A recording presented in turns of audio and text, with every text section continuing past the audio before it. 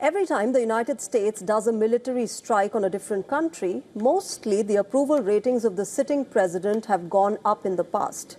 But it seems like this isn't the case with Donald Trump. And it appears like the incumbent leader is aware of this exception. Ahead of the crucial midterm elections, American President Trump has claimed that he would be impeached if the Republicans fail to win the upcoming polls. Let's give you a context. While addressing House Republicans at the Kennedy Center in Washington, D.C., Trump urged his party to stick together and fight for what he called 12 months of unprecedented success. You got to win the midterms, because if we don't win the midterms, it's just going to be, they'll find a reason to impeach me. I'll get impeached.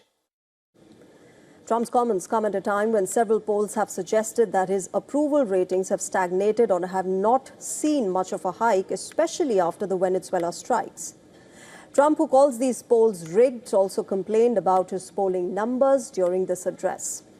Now, according to a survey conducted by The Economist and YouGov between 2nd and 5th January this year, Trump's approval rating stood at 39%, which is unchanged from its last survey. Another poll conducted by Reuters Ipsos between 4th and 5th of January showed a 3% uptick in Trump's approval ratings to 42%. Since October last year, Trump's approval ratings have been in the early 40s or below. During the address, Trump even floated the idea of cancelling future American elections. However, he was quick to insist that he was not calling for such a move and that his remarks were a critique of Democrats rather than a proposal. During an Oval Office meeting with the Ukrainian President Volodymyr Zelensky last year, Trump had voiced support for Ukraine's ban on elections under martial law. And back then, Trump had quipped that it would be a good thing if the United States were at war 3.5 years into his second term and if he could do away with elections. However, there is no precedent for postponing elections in the United States federal law. In fact, the law leaves no room for a president to cancel or even postpone congressional polls.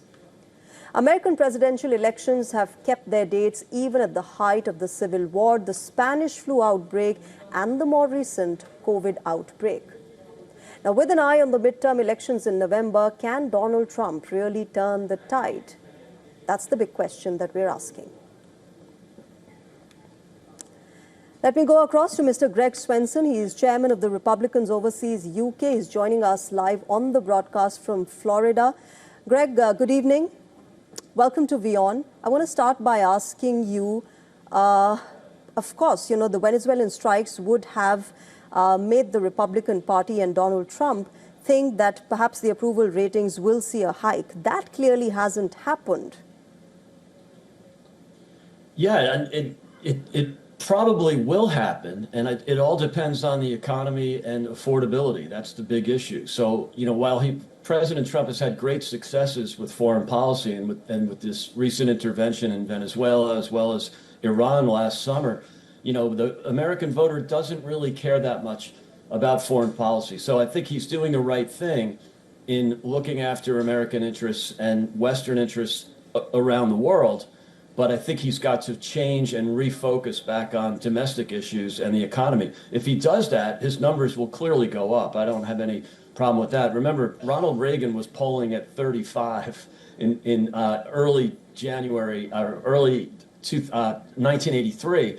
And a year and a half later, he won 49 states in arguably the greatest landslide in American electoral history. So, it's a little early, but I do agree that the president is not polling high enough right now to bring Republicans a big victory in the midterms, but that can change a lot. 9 months, 10 months in electoral politics is a long time.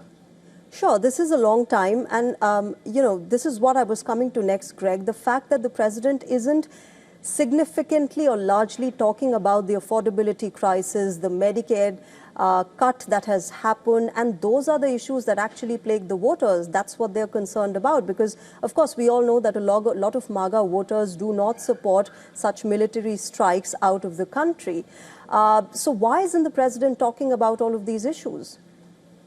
Yeah, it's a great question, Shreya. I think what the president did pivot right after the November elections of 2 months ago, when you saw, some pretty fairly, I wouldn't say significant, but comfortable wins by the Democrats. They were in blue states that they would have won anyway, but they won with bigger margins than was expected. And so I think right after those off-year elections in early November, you saw the president as well as other the members of his cabinet, especially the Treasury Secretary, really pivot toward affordability and talking about the economy. But sometimes the real world gets in the way. And I think this whole issue with Venezuela was very timely and it was urgent. And so, that in a perfect world, he could have stayed on point and just talked about domestic issues. And the news in the economy, by the way, is really positive. So I think this will, if he can get this, foreign policy stuff behind him over the next few weeks and really pivot again back to the economy and affordability, it will favor him because the numbers are really positive. You don't hear that from the mainstream media here in the US, but the GDP growth was 4.3%. Inflation was well below 3% at 2.7. These are fantastic numbers, and you're starting to see a recovery in real earnings, in earnings adjusted for inflation. They were up significantly in Trump's first term. They were down in Biden's term, down 4%. And they're up 1.5% already in Trump's second term. So if that continues and we get real wages up, I think the Republicans will do much better in the midterms. And so, Greg, my last question to you, and a quick one at that, because you were talking about how Ronald Reagan was an exception and he turned the tide and all. In the past we've seen in the 1930s as well, there was an exception of a ruling party winning the midterm elections. And obviously the focus is now on the midterm elections coming up in November. No ruling party has ever won that except in the 1930s, the two examples that we have. But how do you see this happening for Republicans? Because the Democrats clearly have been upping the ante against Donald Trump as far as the Epstein files are concerned. Well, without a doubt, I don't think the Epstein files will affect it at all. But I do totally agree with you that the party in power always loses seats in the midterms, and we don't have a lot of seats to lose as Republicans. So, all historical metrics would suggest the Democrats win the House. However, as you pointed out, there are exceptions. It happened for George W. Bush in 2002 when the Republicans picked up seats. But, you had the post 9/11 momentum for W. He was polling at 70% at the time.